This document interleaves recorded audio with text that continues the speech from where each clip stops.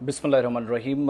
खांसी की दवाई या कुछ सिरप्स जिन पर पाबंदी आयद कर दी गई है तब तक जब तक क्लिनिकल टेस्ट या लैब टेस्ट सामने ना आए। दरअसल ये हुकूमत तब एक्शन में आई और मरकज़ी हुकूमत ने तमाम स्टेट्स और यूटीज़ को इस हवाले से नोटिफिकेशंस जो जारी किए वो एडवाइजरीज दरअसल हैं।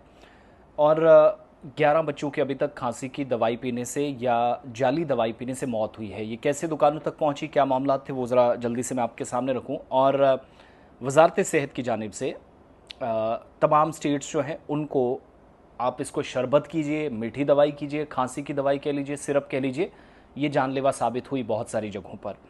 और एडवाइज़री के मुताबिक जो खांसी की दवा है इसका सही इस्तेमाल करने की सिफारिश की गई और एडवाइज़री में वाज़ेह तौर पर कहा गया है कि खांसी की जो दवाई है 2 साल से कम उम्र बच्चों को नहीं दी जानी चाहिए। नंबर 1। नंबर 2, राजस्थान और मध्य प्रदेश में ये जो जाली थी या ख़राब खांसी की दवा थी इससे कम से कम 11 बच्चों की मौत हुई।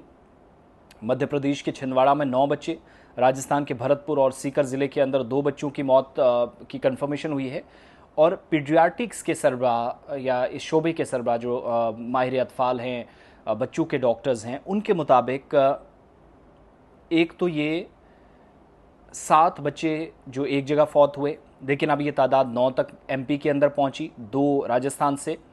और कहा गया कि ये अमवात गुर्दों को मुतासर होने के केसेस और खांसी की ये जो सिरप्स हैं जिसमें कोल्ड्रॉफ नाम से एक है, एक वो उससे जुड़े बताए गए। लेकिन तहकीकात अभी भी चल रही है और मुमकिन है कि गुर्दे को भी नुकसान किसी और वजह से हुआ है। और ज़िला इंतज़ामिया जहाँ जहाँ अमवात हुई हैं फ़िलहाल कोल्ड्रोफ और नेस्टोडीएस ये जो खांसी की 2 दवाइयाँ हैं इनके फ़रोग पर पाबंदी आयद कर दी है जब तक कि उनके लेबॉरेटरी रिपोर्ट्स या टेस्ट सामने नहीं आ जाते जो तहकीकाती अमल है। दवाएं कैसे यहाँ पहुँचाई गई या पहुँचाई जाती हैं ये फ़िलहाल वाज़ेह नहीं हुआ। लेकिन एक बात याद रखिएगा कि 2022 में भारत सरकार ने ड्रग्स रूल्स 1945 में तरमीम की थी जिसके तहत हर एक्टिव जो फार्मास्यूटिकल इंग्रेडिएंट है, जो दवाइयों में इस्तेमाल होने वाली चीज़ें हैं जो मुल्क में तैयार हो जाती हैं या फिर दरामद होती हैं या जिनको इंपोर्ट किया जाता है, बाहर से लाया जाता है, इसकी पैकेजिंग जिसके ऊपर क्यूआर कोड लाजमी होना करार दिया गया था ताकि ट्रैकिंग और ट्रेसिंग के ज़रिए ये पता चल सके कि असली और जाली दवाओं की पहचान की जा सके। ये तो एक बात। लेकिन अथॉरिटीज़ ने पाबंदी इसलिए लगाई हैं क्योंकि अमवात हुई हैं। तो एक चीज़ तो मान कर चलेगा जो डॉक्टरों ने कंफर्म कर दिया और स्टेट्स को एडवाइजरी जारी की गई है कि 2 साल के उम्र के बच्चों को कम से कम 2 साल के लिए 2 साल तक के जो उम्र के बच्चे हैं उनको दवाई खांसी की ना दें। और डॉक्टर्स के मुताबिक ये भी अवॉइड करें कि 5 साल तक के बच्चे जो है उनको खांसी रिवायती अंदाज में आती है वैसे ही जाने का एक तरीकाकार है, लेकिन खांसी की दवाई का या सिरप का कम से कम इस्तेमाल करें। तो ये सारा सिलसिला है।